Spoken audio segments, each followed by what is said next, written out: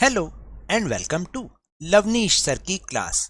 This is Directorate of Education GNCT of Delhi's worksheet number 29, and it is only for class 8 students. It has taken from the subject social science, social and political life, and we will learn and understand the topic salient features of Indian Constitution part 4 in this worksheet.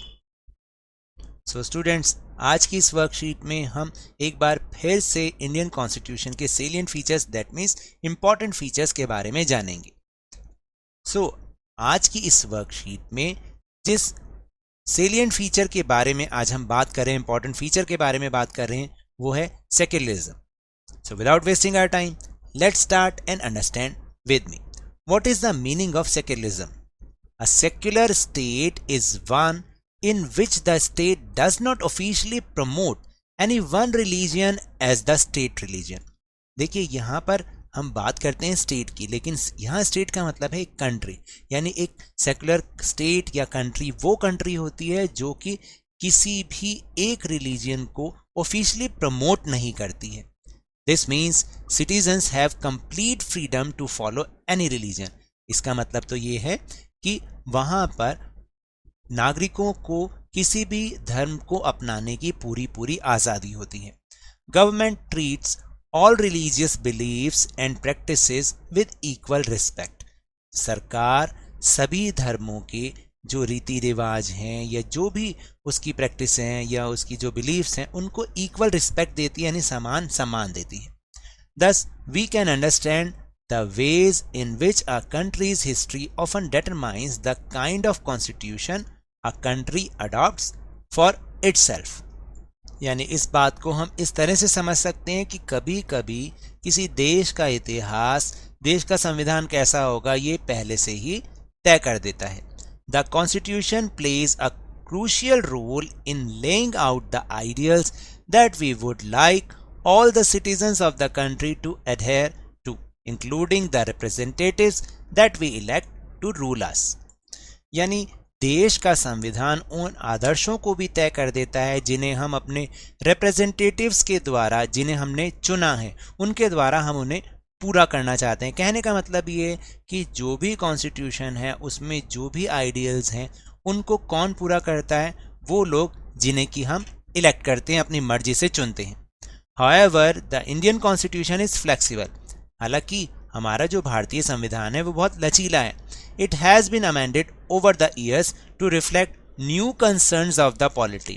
यानी जो राजनीति है उसकी नई चुनौतियों को अपनाने के लिए इसमें कई वर्षों से अमेंडमेंट किए जाते रहे हैं। Often a major change in the constitution means a change in the fundamental nature of the country। और कई बार कोई बहुत बड़ा बदलाव करते हैं तो इसका मतलब ये होता है कि देश का जो मूलभूत ढांचा होता है उसमें परिवर्तन होना। चलिए नीचे कुछ पिक्स हैं, कुछ इमेजेस हैं, उनको एक बार देख लेते हैं। Let's take a look. Here are some pictures of our great leaders. कौन है ये? लेट्स सी।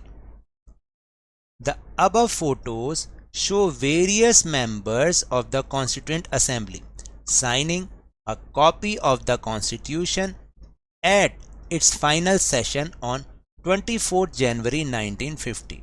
यानी इन फोटोग्राफ्स में जो कॉन्स्टिट्यूएंट असेंबली बनी थी ना दिसंबर 1946 में, उनकी लास्ट मीटिंग थी, फाइनल सेशन था, जिसमें 24 जनवरी 1950 को उन्होंने कॉन्स्टिट्यूशन की एक कॉपी में अपने साइन किए ताकि उसको ऑथराइज किया जा सके। The first photo from left shows prime minister Pandit Jawaharlal Nehru signing. यहाँ जो सबसे पहली पिक्चर आपने देखी, ये कौन है?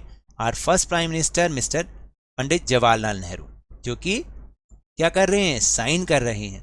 The second photo is of doctor Rajendra Prasad, president of constituent assembly.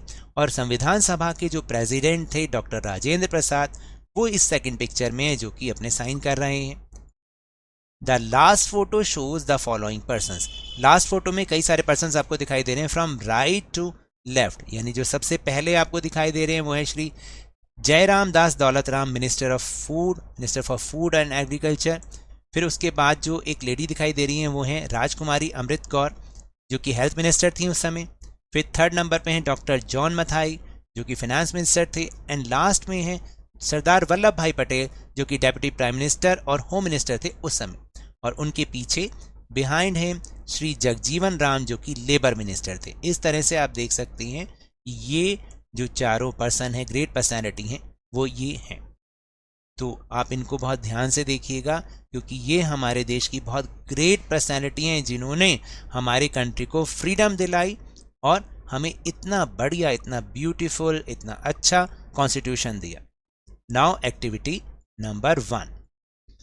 Activity 1 is, apart from these features the constitution also mentions fundamental duties. यानी इन सभी फीचर्स के अलावा कॉन्स्टिट्यूशन फंडामेंटल ड्यूटीज के बारे में भी बताता है। Illustrate each of the 11 fundamental duties with drawings, pictures, poems और songs and discuss them in the classroom. देखिए ये तो आपको खुद ही करना है। आप सबसे पहले उन जो 11 फंडामेंटल ड्यूटीज हैं उनको जानें। अगर उनके कोई ड्राइंग्स बन सकती हैं, कोई पिक्चर बन सकती है, कोई पोएम बन सकती है, सॉन्ग बन सकता है, उसको आप करें और अपने क्लासरूम में डिस्कस करें। Now will move on question answer section. Question number 1 is, which fundamental rights will the following situations violate? यानी नीचे लिखी गई सिचुएशन में कौन सा फंडामेंटल राइट वायलेट हो रहा है, कौन उसे मतलब कौन सा वो अधिकार हमारा उसमें छिन रहा है। जैसे first is, if a 13 years old child is working in a factory manufacturing carpets, यानी कालीन बनाने वाली एक फैक्ट्री में अगर कोई 13 साल का बच्चा काम कर रहा है तो ये कौन सा फंडामेंटल राइट वायलेट होगा? राइट अगेंस्ट एक्सप्लॉयटेशन, यानी शोषण के विरुद्ध अधिकार। Second is, if a politician in one state decide to not to allow laborers from the other states to work in his state, या यदि कोई नेता अपने किसी स्टेट में दूसरे राज्य से आए मजदूरों को काम करने से रोकता है तो ये कौन सा फंडामेंटल राइट वायलेट होगा? राइट टू फ्रीडम, यानी स्वतंत्रता का अधिकार। Third is, if a group of people are not given permission to open a Telugu medium school in Rajasthan, यदि किसी जनसमूह को राजस्थान में तेलुगु माध्यम का स्कूल खोलने से मना किया जाता है, आज्ञा नहीं दी जाती, तो ये कौन सा राइट वायलेट होगा? कल्चरल एंड एजुकेशनल राइट्स, शैक्षणिक और सांस्कृतिक और शैक्षिक अधिकार।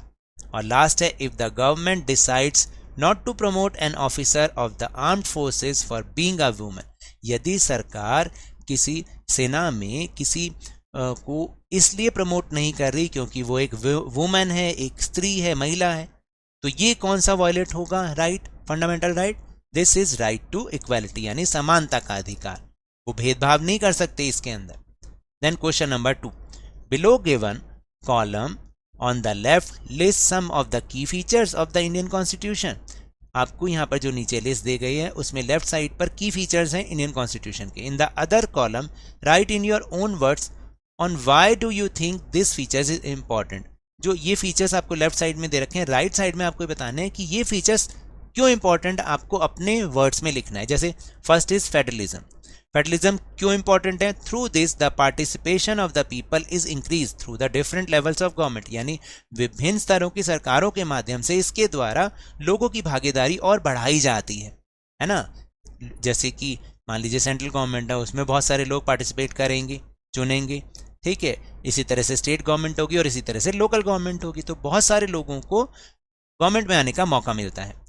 Second is separation of powers, यानी शक्तियों का बंटवारा। इसका क्या सिग्निफिकेंस है? The division of powers determines the scope of government at different level, यानी डिफरेंट लेवल की गवर्नमेंट के जो काम को ये पहले से ही डिसाइड कर देती है। Third is fundamental rights in a democracy by whom the citizen are given respect so that they can live their life well, यानी डेमोक्रेसी में इनके द्वारा, किनके द्वारा? फंडामेंटल राइट के द्वारा जो सिटीजन्स होते हैं उनको रिस्पेक्ट दी जाती है ताकि वो अपनी लाइफ अच्छे से जी सकें। और last is parliamentary form of government, इसका क्या सिग्निफिकेंस है?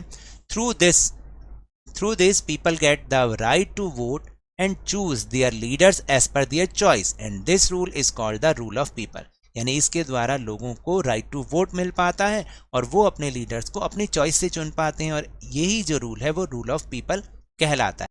So now that's all for this worksheet. अगर मेरे इस तरह समझाने से अब आपको समझ में आने लगा है तो इस चैनल और वीडियो को लाइक कीजिए, शेयर कीजिए, और अगर आप न्यू हैं तो सब्सक्राइब भी कर लीजिए लेकिन टेलीग्राम ऐप पर हमारा चैनल लवनीश सर की क्लास, उसको ज्वाइन करना ना भूलें, जिसका लिंक आपको वीडियो के डिस्क्रिप्शन बॉक्स में मिल जाएगा. But remember, whenever you will go outside और specially you will go to your school, please wear your mask. और जब भी आपकी टर्न आए कोरोना की वैक्सीनेशन ज़रूर लगवाएं, क्योंकि कोरोना को हराना है और ज़िंदगी को एक बार फिर से सुहाना बनाना है. इसी उम्मीद के साथ थैंक यू वेरी मच.